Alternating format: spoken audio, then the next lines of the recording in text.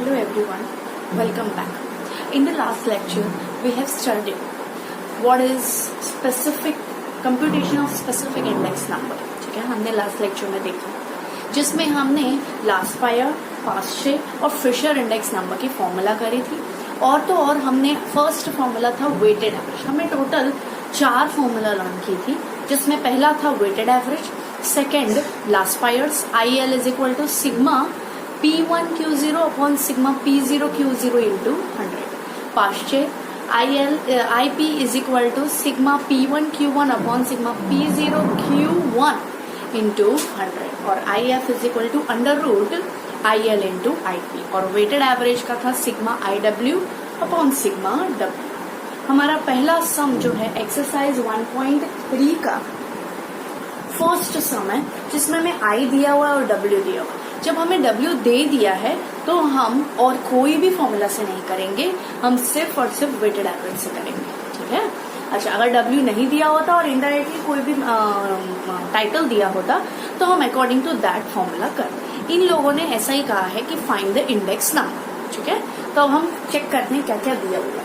यहाँ पे ABCDEF, यहाँ पे इस तरीके से 6 डेटास दिए हुए हैं, दैट इज आइटम्स। I दिया हुआ है आपको A का 290, 315, 280, 300, 315 अगेन एंड 320। ये आपको I दिया हुआ है।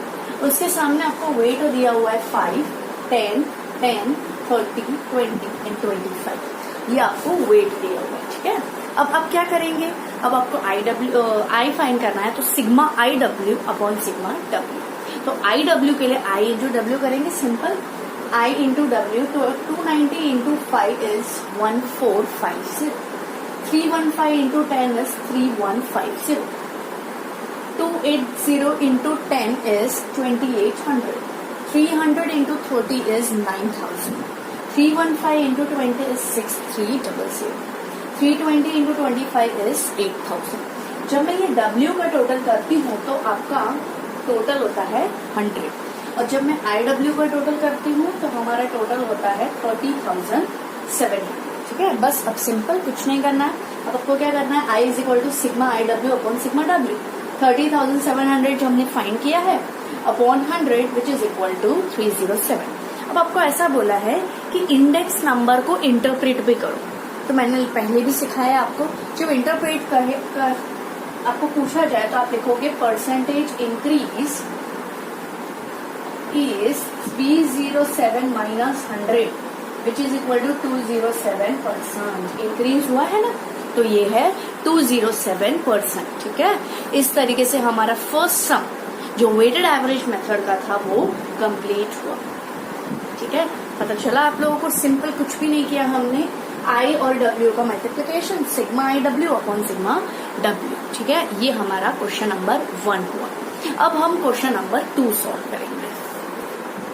ओके, ये अब हमारा क्वेश्चन नंबर 2, जिसमें हमें इनडायरेक्टली पूछा है। कैसे, पहले तो हमें ये पूछा है कि find the index number by appropriate method. ठीक है, और हमें वेट दे दिया। तो मुझे ऐसा समझ में आ जाना चाहिए आप लोगों को भी कि W जब दिया हुआ है तो एक ही मेथड से हो सकता है, यानी वेटेड एवरेज मेथड। ठीक है, अच्छा अब क्या कैसे करेंगे हम, पहले तो ABCDEF दिया हुआ है। ठीक है, अच्छा आपको W दिया हुआ है 17, 15, 22, 16, 12 एंड 18।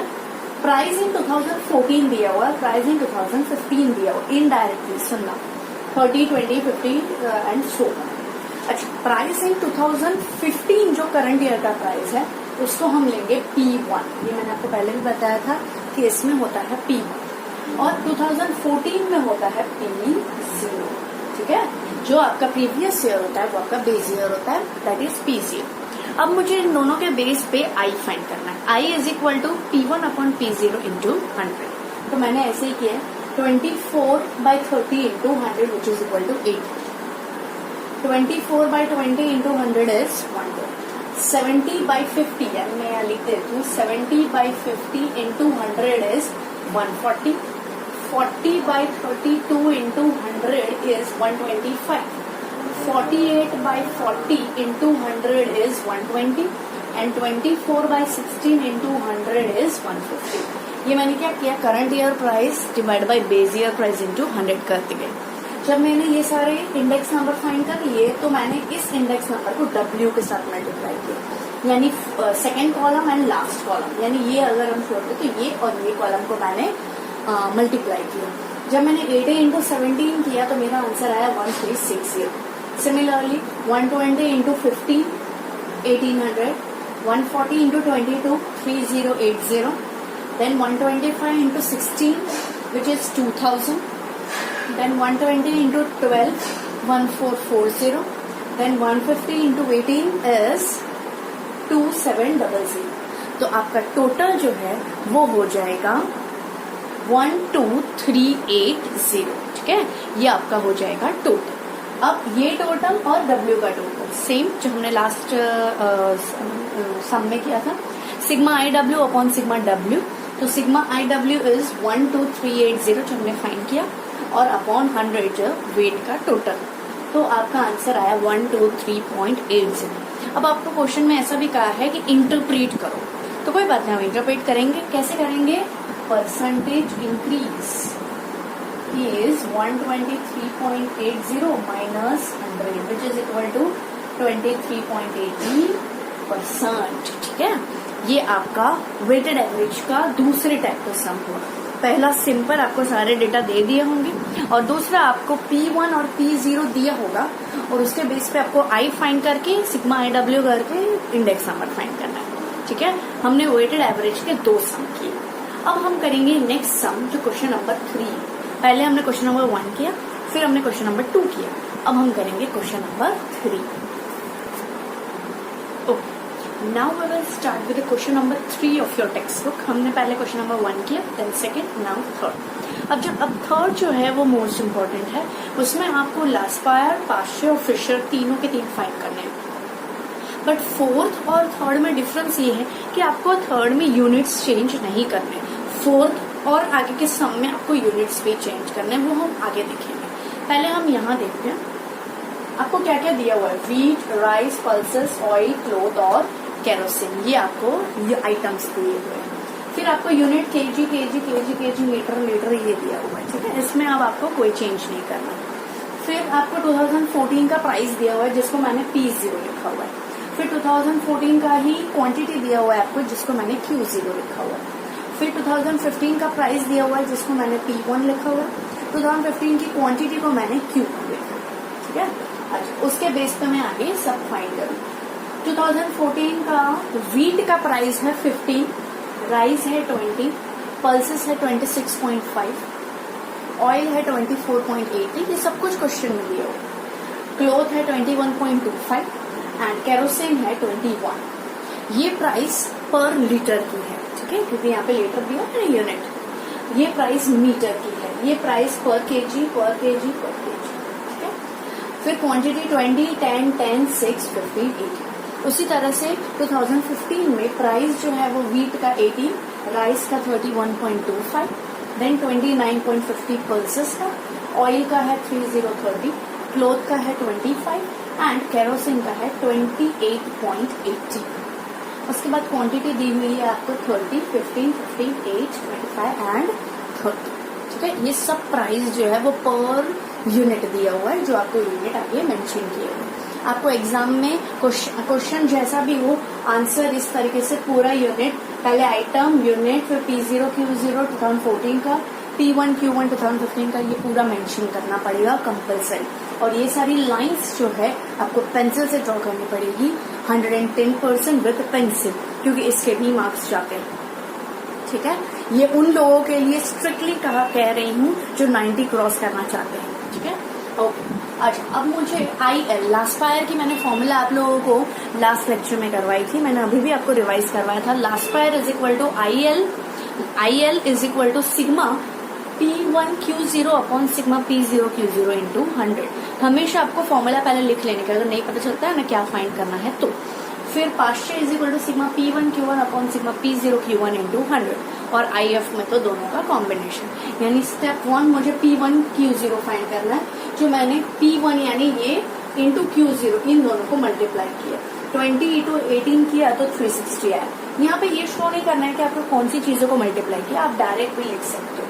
फिर P1 है यानी 31.25 इंटू 10, तो आंसर आया 312.5।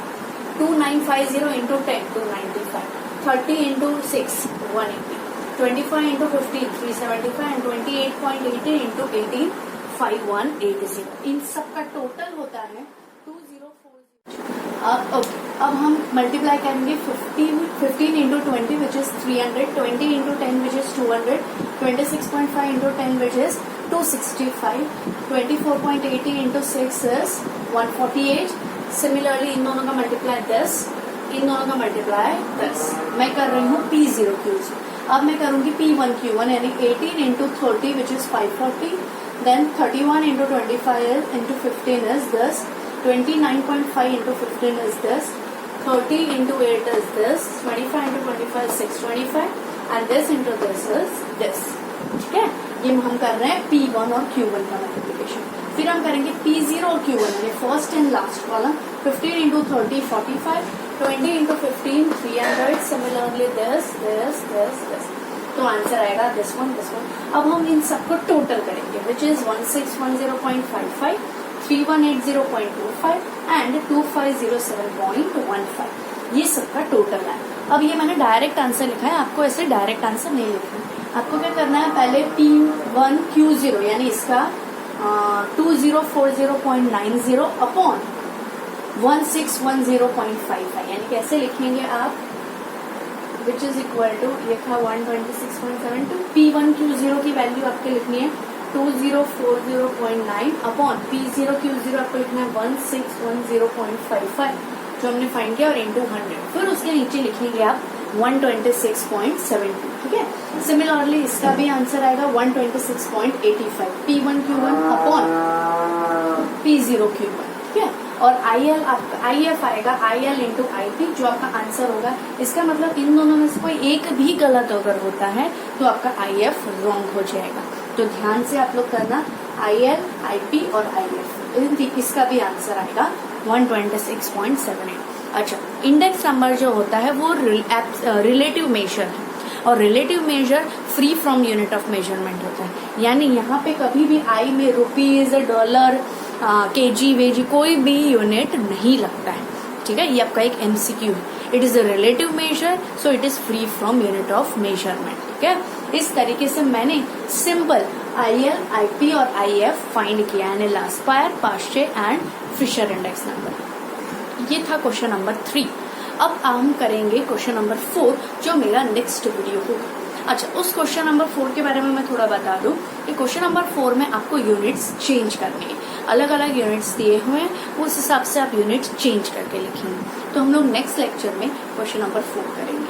उसके रिलेटेड मैं वर्कशीट भी आपको सेंड करूंगी। उस वर्कशीट में आपकी सेकंड वर्कशीट का आंसर की भी होगा। आई होप आपने फर्स्ट और सेकंड वर्कशीट सॉल्व कर ली है और आपको कोई डाउट नहीं है। ठीक है, तो इस तरीके से हमारा ये क्वेश्चन नंबर 3 कंप्लीट हुआ। Now we will see question number 4 in the next lecture. Thank you.